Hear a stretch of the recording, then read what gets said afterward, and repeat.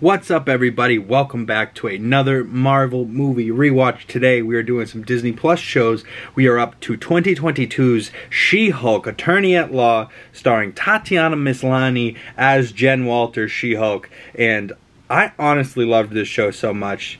It's so meta. It goes at all the incels on the internet, all those losers, and just makes fun of all of them, and they didn't even know it. So like watching this show week to week and seeing the outrage from the fucking losers and seeing the people that actually liked it, like the Phase Zero crew, Jenna Anderson, BD, Summit Lake Hornet, Aaron Perrine, and Jamie Jirak, they all loved the show over there. So just listening to them talk about what they liked, I mean, they didn't love it 100%, not all of them, and not everyone should love everything 100%. Sometimes things suck and you gotta say what they are. And you know, there's obviously some parts on this show that I could see why people hate, but there's people like getting mad about having Megan Thee Stallion twerking in the MCU with She-Hulk twerking as a post-credit scene. And like, to me, that's hilarious. One. Two, it's a hot woman twerking. What are we getting mad about? Like, we're upset on the internet because Megan Thee Stallion is in the MCU? Like, get your head out of your ass, people. Like, you're so petty over the wrong shit. Like, for me, the shit that bothered me was like various times when She-Hulk was like holding the phone here and she looks dead into camera. It just looks kind of uncanny valley with the face, but like that's very minor details. Other than that, I loved the show. I thought her CGI looked pretty great. Better than like the first time we saw the Hulk in the MCU. Like, sure, in Avengers 1 he looks great, but he's not on the screen too much, and he's definitely not speaking. And you know, and they had movies and movies and movies to develop this to the point where he could be talking and being Hulk in Ragnarok and Endgame, you know, being Smart Hulk, you know, where this is her first project, so like they didn't have nearly as much time to create Jen Walters She-Hulk. But I love that the character's fourth wall breaking, and just like the comic books, and she does shit like Deadpool with the fourth wall breaks, which is awesome. And you know, we get to see Bruce again in the MCU, which I enjoy. I do want Bruce back as my Hulk, Angry Hulk, but Jen does get angry in this quite a bit and starts smashing shit, which I love. So shout out to She-Hulk, because it was awesome. You know, and it took a while to get there, and this show is much better if you watch it in bulk, like it's a big movie. Week to week it was one thing, watching it when it came out, but when I rewatched it, you know, I probably watched 5 episodes and then watched 3 more and then watched 3 more. I don't remember how many there are. I think there's 9 or 12 or something like that. There's a lot of episodes in this. I think there's 9. But She-Hulk didn't have Daredevil, Charlie Cox, Matt Murdock into the show until much later. So when they did have him show up, I did love that. I thought it was awesome. The little love connection, but also like the superhero connection between the two of them, but also the lawyer connection. I thought that was absolutely perfect. You know, because Tatiana Maslany's charming as all hell, and we already love Charlie Cox in the role as Daredevil, so just to see them both together was awesome. But to see Jen, like, this, you know, he's blind, but he's making her laugh, and she's got this big smile. Like, I was in love with her. This whole show, I was like, hell yeah, Jen, go get it. You do you, girl. Fucking kill it. And she goes and fucks the Daredevil.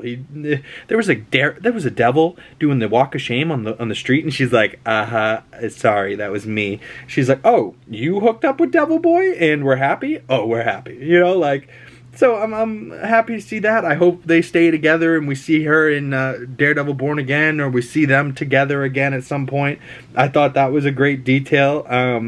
And then I loved how meta the finale was, where she physically breaks the fourth wall, enters our world, and goes to Marvel Studios and talks to Kevin, which we all thought, I genuinely thought she was going to walk in a room and we were going to see Kevin Feige. Instead, she walks into a room, sees the writers of the show, which was awesome, in like a writer's room, and then, you know, she's sitting there talking to Kevin, which is this like android robot thing, Kevin. I don't remember what it stands for, but it's Kevin, and he's got 3 little dots and like this little ball cap thing, so it is Kevin Feige almost. Like, but I love that they just added that in there. They were like, oh, he's this advanced AI that's been writing everything.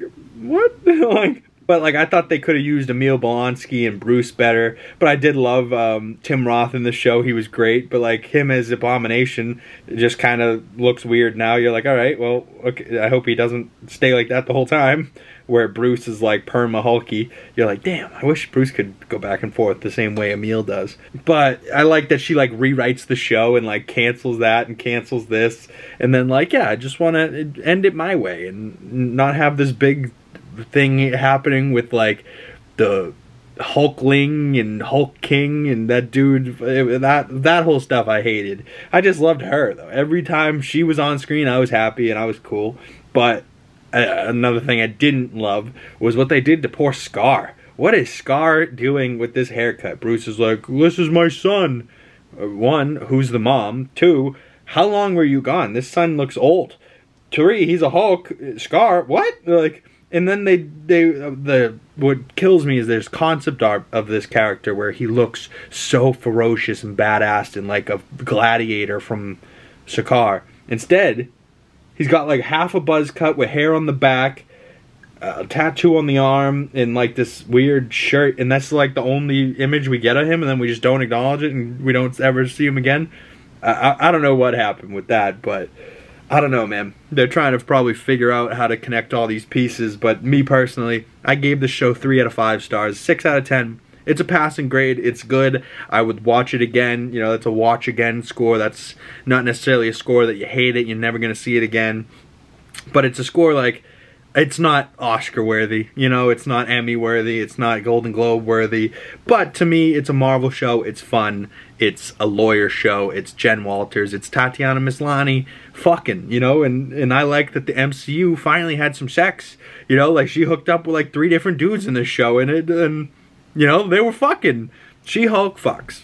And that's more important than anything in the MCU because nobody else can say they fucked except for She-Hulk. Everyone else, you know, maybe Tony can say he fucked because he does have a kid.